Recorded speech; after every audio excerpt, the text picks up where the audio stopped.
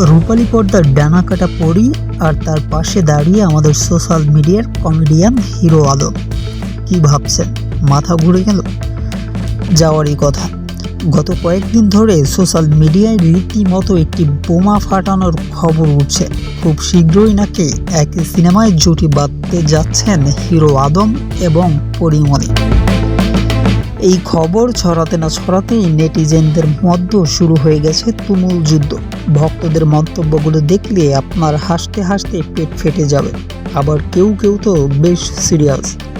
একদল নেটিজেন তো রীতিমতো ক্ষুব্ধ হয়ে দাবি তুলছেন পরিমণিকে বাংলা সিনেমা থেকে সরিয়ে দেওয়া উচিত।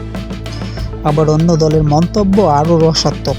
তারা বলছেন যেরকম নায়ক সেরকমই নায়িকা, পারফেক্ট ম্যাচ। দুজনেই আসলে দারুণ কমেডিয়ান, অর্থাৎ এই জুটিকে অনেকে সিরিয়াসলি না নিয়ে একটা বড় সড়ো কমেডি শো হিসেবেই দেখছে। কিন্তু দর্শক, ট্রল আর কমেন্ট বক্সের যুদ্ধ তো এক জিনিস, আর বাস্তবের সিনেমা ইন্ডাস্ট্রি অন্য জিনিস। আমরা যদি একটু গভীরভাবে খেয়াল করি এই খবরটির সত্যতা কতটুকু, উত্তর হলো এখন পর্যন্ত কোনো নির্ভরযোগ্য পরিচালক, প্রযোজক কিংবা খোদ হিরো আলম বা পরিমণির পক্ষ থেকে এর কোনো অফিসিয়াল ঘোষণা বা সূত্র পাওয়া যায়নি।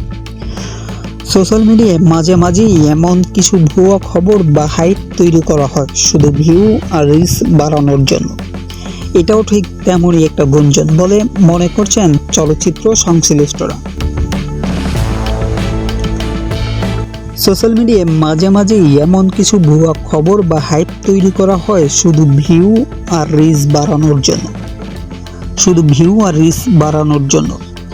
এটাও ঠিক তেমনই একটা গুঞ্জন বলে মনে করছেন সংশ্লিষ্টরা। সিনেমার পর্দায় তারা একসাথে আসবেন কিনা সেটা সময়ই বলে দেবে। তবে সোশ্যাল মিডিয়ার এই বিতর্ক কিন্তু থামছেই না। এখন আপনাদের কি মতামত? যদি সত্যি কোনো দিন হিরো আদম আর পরিমণিকে একসাথে পর্দায় দেখা যায়, তবে সেই সিনেমা কেমন হবে? ব্লকবাস্টার হিট নাকি ইতিহাসের সবচেয়ে বড় কমেডি? কমেন্ট করে ঝটপট আপনার মতামত জানিয়ে দিন। ভিডিওটি ভালো লাগলে লাইক ও শেয়ার করতে ভুলবেন না। দেখা হচ্ছে পরের ভিডিওতে। ধন্যবাদ।